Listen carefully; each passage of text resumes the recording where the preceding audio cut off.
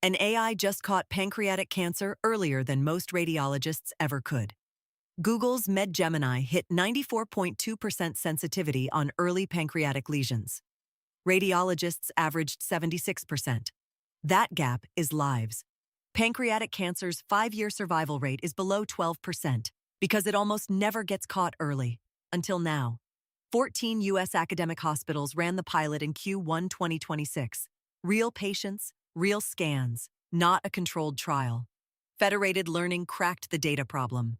NVIDIA's Flare trains across 80 hospitals. Raw records never leave the building. A 2026 Nature Medicine study trained on 2.3 million mammograms across 11 countries, finally generalizing across ethnicities and equipment. The FDA cleared 171 AI medical devices in 2025 alone, more than every approval combined from 2015 to 2021. New rules let companies update AI models post-clearance without full reapplication. Nobody has settled who owns the misdiagnosis.